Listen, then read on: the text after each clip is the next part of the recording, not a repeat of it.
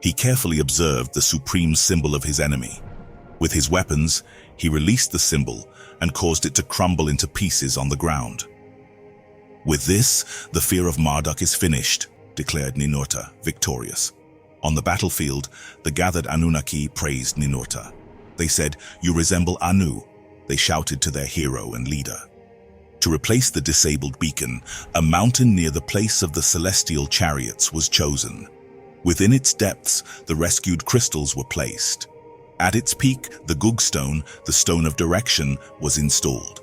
The mountain was then named Mount Mashu, the Mount of the Supreme Celestial Bark. Then, Enlil summoned his 3 sons. Ninlil and Ninmah were also present. They confirmed their command over the ancient lands and assigned lordships over the new lands. Ninurta, the son of Enlil who had defeated Anzu and Marduk, was given the powers previously granted to Enlil to replace his father in all the lands. Ishkur was granted dominion over the landing place in the Cedar Mountains. Thus, Ishkur's new domains merged with his existing domains in the north. Nana was granted the lands to the south and east, where the Igigi and their offspring had spread. The peninsula where the place of the celestial chariot stood was included in Nana's lands. Utu was declared the commander of the place and of the navel of the earth.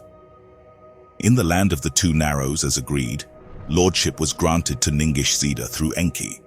None of the other sons of Enki opposed this concession. However, Inanna resisted.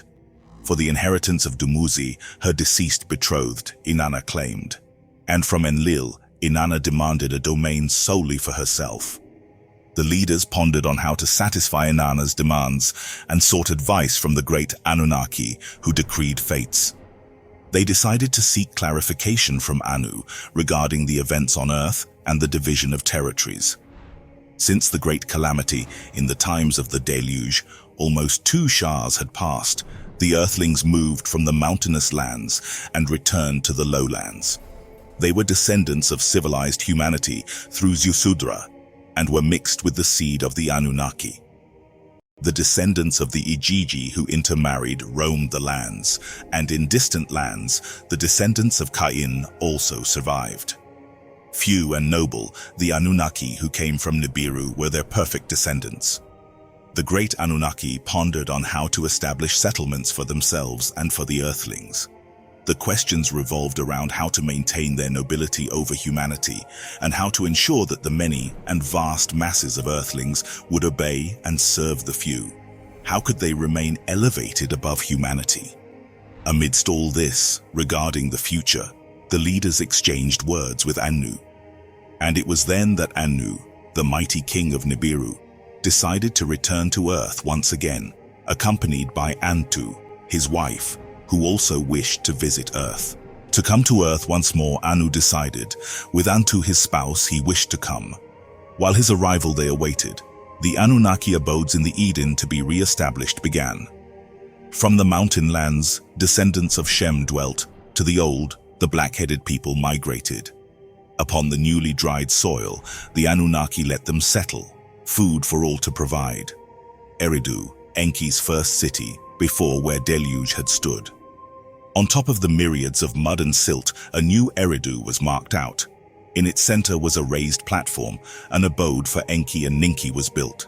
House of Tile Lord, whose return is triumphant, it was called. With gold and silver and precious metals by Enki's sons, provided it was adorned and filled.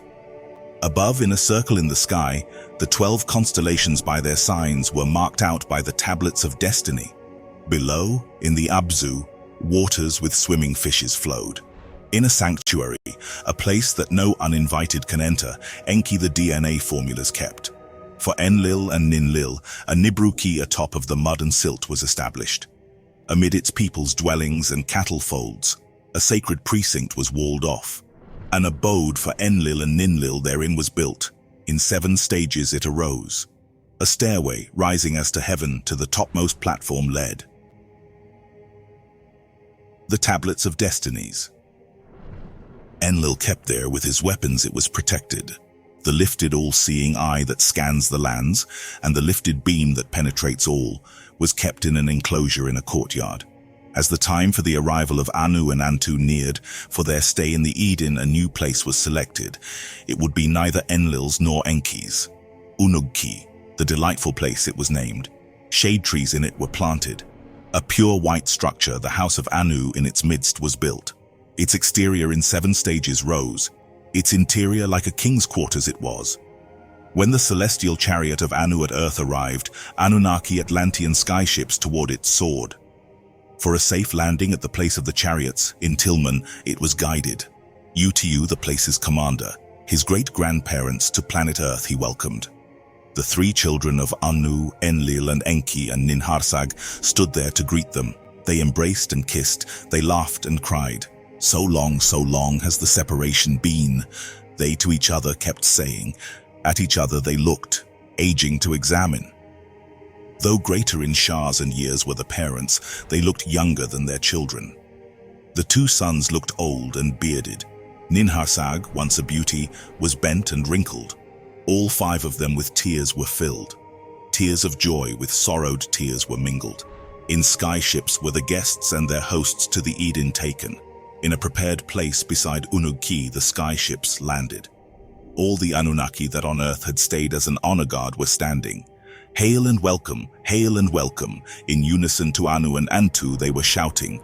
Then in a procession, singing and music playing, the Anunnaki to the house of Anu, all the guests accompanied. In the house of Anu, Anu washed and rested. Then he was perfumed and clothed. Antu by female Anunnaki to the house of the golden bed was escorted. There she too washed and rested, then she was perfumed and clothed. In the open courtyard, as an evening breeze the tree leaves rustled, Anu and Antu on thrones were seated. Flanking them were Enlil and Enki and Ninharsag, attendant earthlings who were completely naked. Wine and good oil they served. Others, in a corner of the courtyard, a bull and a ram, gifts of Enlil and Enki, on a fire were roasting. A great banquet was for Anu and Antu prepared. For the sign in the heavens its start was awaiting. On Enlil's instructions, Zumul, who in matters of stars and planets was a master. The steps of the house of Anu ascended, the rising of the planets that he was to announce.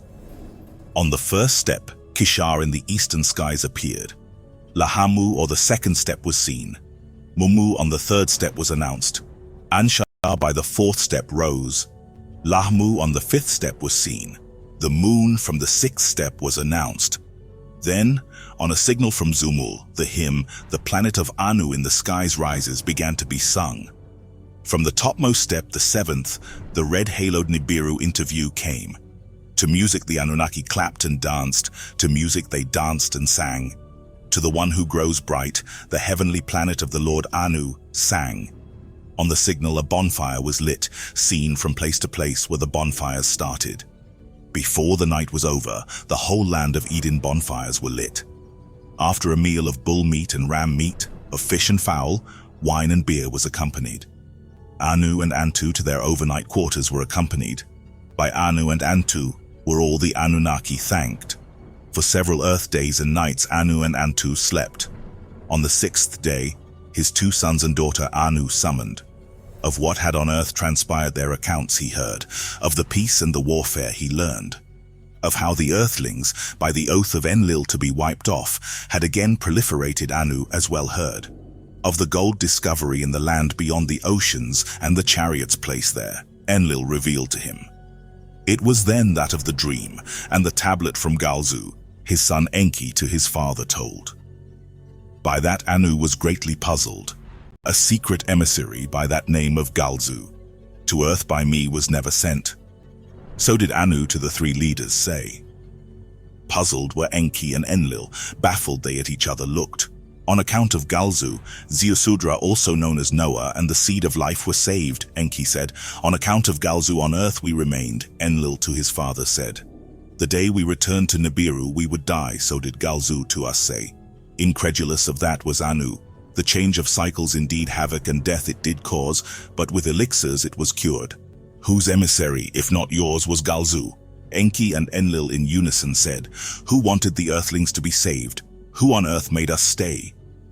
Ninharsag her head slowly nodded. For the creator of all did Galzu appear. Was the creation of the earthlings also destined? Of that I must wonder. For a while the four of them were silent, each one past events in his heart recounted. While fates we decreed, the hand of destiny every step directed, so did Anu say. The will of the creator of all is clear to see. On earth and for earthlings, only emissaries we are. The earth to the earthlings now belongs, to preserve and advance them we were intended. If that is our mission here, let us accordingly act, so did Enki say. The great Anunnaki, who the fates decree councils, exchanged regarding the lands. To create civilized regions, the great Anunnaki decided, therein knowledge to mankind provide. Cities of man to establish, therein in sacred precincts abodes for the Anunnaki to create. Kingship as on Nibiru on earth established, crown and scepter to a chosen earthman we must give. By him the word of the Anunnaki to the people was conveyed, work and dexterity was to be enforced. In the sacred precincts a priesthood was to be established, the Anunnaki as lofty lords to be served and worshipped. Secret knowledge to be taught, civilization to mankind will be conveyed. To create 4 regions, 3 for mankind, 1 restricted, the Anunnaki would be resolved. The first region in the olden Eden land to be established for Enlil and his sons to dominate. The second region in the land of the 2 narrows of Kemet thereafter to follow, for Enki and his sons to lord. The third region, with the other 2 not mingling, in a distant land to Inanna was granted. The fourth region, for the Anunnaki alone consecrated, the peninsula of the place of the celestial chariots it will be. Now this is the account of Anu's journey to the lands beyond the oceans, and how in the first region for the Anunnaki cities were re-established after the great flood. Having the decision about the 4 regions and mankind civilizations made. Anu about his grandson Marduk, he inquired. I must see Marduk, my grandson, again. To the leaders Anu said, whether by Dumuzi and Ningish Zida to Nibiru inviting, Marduk's ire I myself have caused. So did Anu wonder, to reconsider the punishment of Marduk he wished. When to the lands beyond the oceans we journey, Marduk to meet you will be told. The land where he roams, in those parts of the earth it is. So did Enlil to Anu say. Before the distant lands the royal couple went, the Eden and its lands, Anu and Antu surveyed. Eridu and Nibruki they visited, where the cities of the first region were planned they saw. In Eridu, Enlil about Enki complained, the DNA formulas to himself Enki is keeping. Anu, on the seat of honor seated, words of praise to Enki said, my son Enki for himself, a magnificent house he has built, beautifully on a platform it is raised. To the people that the house surround and serve, great knowledge will Enki give them. Now, the knowledge that in the genetic DNA formulas is secreted, with other Anunnaki it must be shared. Embarrassed was Enki, to share with all the divine formulas to Anu he promised. In the ensuing days, in skyships traveling, Anu and Antu the other regions surveyed. Then on the 17th day to Unuki, the royal couple returned for one more night of rest. In the morrow, when the younger Anunnaki before Anu and Antu for a blessing he gave them. Anu to his great-granddaughter Inanna took a liking. He drew her closely, he hugged and kissed her. Let all my words be heeded, to the congregated Anu announced. This place after we leave to Inanna as a dowry will be given. Let the sky ship in which we the earth shall survey to Inanna my present be given. Joyed, Inanna began to dance and sing. Her praises of Anu as hymns in times to come were chanted, and would later be passed down to her earth daughter priestess Enheduanna. Thereafter, bidding farewells to the Anunnaki and Atlanteans, Anu and Antu departed for the lands beyond the oceans. Enlil and Enki, Ninurta and Ishkur with them to the Golden Land went. To impress Anu the king with the great golden riches, Ninurta, an abode for Anu and Antu, was built. Its stone blocks to perfection were cut, with pure gold inside it was covered. A golden enclosure with flowers of carnelian stones carved, the royal couple awaited. By the shore of the great mountain lake, the abode erected and stood. How the gold nuggets are collected the visitors were shown. There is gold here enough for many Shahs to come. Anu, satisfied, said. To a place nearby Ninurta to Anu and Antu, an artificial mound showed. How to a place for melting and refining metals it was made, Ninurta explained to them. How a new metal from stones was extracted, he showed them. Anak, Anunnaki made, he called it. How by combining it with the abundant copper, a strong metal he invented, he showed them. On the great lake, from whose shores the metals came, Anu and Antu sailed. The lake of Anak, Anu called it. Henceforth this was its name. Then from lands of the north, lands where great horned beasts were hunted, Marduk, also known as Amun-Ra, before his father Enki and his grandfather Anu came. Nabu, his son, with him he was. When Enki about Sapanit inquired, Marduk with sorrow of her death them he told. Now Nabu alone with me has remained. To his father and grandfather Marduk said. Anu to Marduk to his chest pressed. Enough, you have been punished, to him he said. With his right hand on Marduk's head, Anu to Marduk to be forgiven blessed. From the golden place, high in the mountains, all who had gathered to the plain below went. There, stretching to the horizon, Ninurta a new place for the chariots has prepared. Anu and Antu's celestial chariot stood there ready. With gold to the brim it was loaded. As the time for departing came, Anu to his children words of goodbye and guidance said, "Whatever destiny for the earth and the earthlings intended, let it so be. If man, not Anunnaki, to inherit the earth is destined, let us, which is destiny, help. Give mankind knowledge up to only a measure of secrets of the heavens and earth them teach. Laws of justice and righteousness teach them, then depart and leave." So did Anu to his children fatherly instructions give. Once more they hugged, embraced and kissed, and from the new chariot's place, Anu and Antu for Nibiru left. The first to break the sorrowed silence was Marduk, also known as Amun-Ra. With anger were his words.